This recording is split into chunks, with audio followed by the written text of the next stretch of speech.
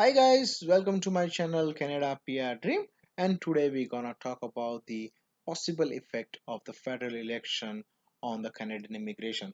Everybody is wondering about what will be the future of the Canadian immigrations after this election, which is happening in October 2019.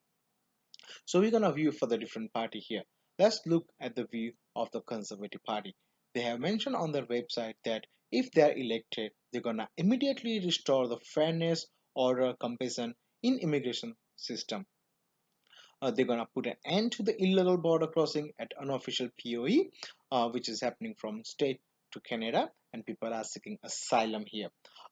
Because of the reason, probably they wanna close down the loophole in the Safe Third Country Agreement, and they're gonna safeguard and emphasize more on the economic immigration.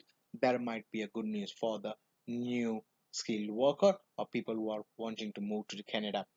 They have also mentioned on their website if they are elected and come into the power, they're gonna set an immigration level consistent with what is in the Canada's best interest. So there is an indication probably there might be a cap, but we don't know what will be the cap. They also want to reunite the spouses and the children, so there might be a less processing time for the family class visa. They want to improve the credential recognition program and make it easier for the new Canadians to go back into their field of professions.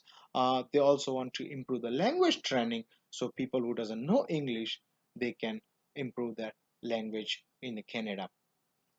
And not last but the least is they want to improve and promote the private sponsorship for the refugee program. So what it can affect on the different class of applications. Let's see the express entry profile. So here, people who are applying for the express entry, they are thinking that CRS score will go down, and they're hoping to do those one. We think that they're gonna more focus on the skilled worker category, and they probably will increase some points with the candidate for the job offer. So there might be changes with the people with the job offer, they get more points. They will also change in the CRS point system to for emphasize more on the job offer. If they talk about the family reunifications, they already mentioned that they want to reunite the child and the spouse. So there might be a processing time gonna decrease for the family class applications, and probably they will continue the system which is running pretty good this at this point of time. When it comes to student permit, they haven't mentioned anything on their website, but there is a strong possibility that they might increase the countries in the SDS program. So then it will be faster for people to get the student permit in Canada. These are the views of the conservative parties. They have mentioned on their website. Some of the views are just the predictions.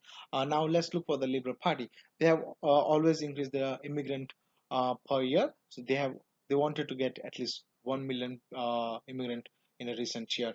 So their advisory council has advised them that for the economic growth, they want to increase the 450,000 newcomers annually by 2021, and they have initiated many programs to increase the immigrations, like the regional immigration programs or the the global talent stream. Uh, what's gonna happen if Liberal Party come into the power again? So the express entry. In the express entry, they might increase the number of applicants per year, and that might help to lower down the CRS score. More the number of draws, lesser the CRS score. That's a prediction. But it again all depends on how many people are applying and what score they are getting. Uh, when it comes to the regional programs like the regional immigrations or the global skill worker or the startup visa program or the caregiver programs, their program will probably get fully full-fledged because they are pilot programs, and they might be make a permanent program. They also want to crack down on the illegal immigrant consultant, and they are also in process of making the new college for the regulated immigration consultant. Let's see what their views on the study permit. When it comes to the study permit, they always help students to stay in the Canada after they finish the study. So there might be possibilities that they're gonna improve the STS program and get more countries into those one, so people can get faster processing for their study permit, and They also want to people to stay in Canada after the study, as they increase the time. They have changed the rules for the PGWP, so and the PR after the study permit. So there might be a strong possibility that some rules will change in the favor of the student.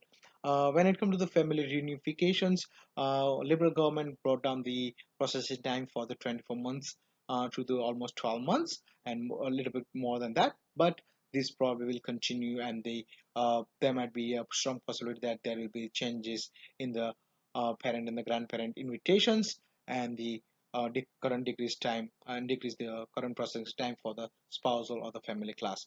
Let's look for the views for the NDP.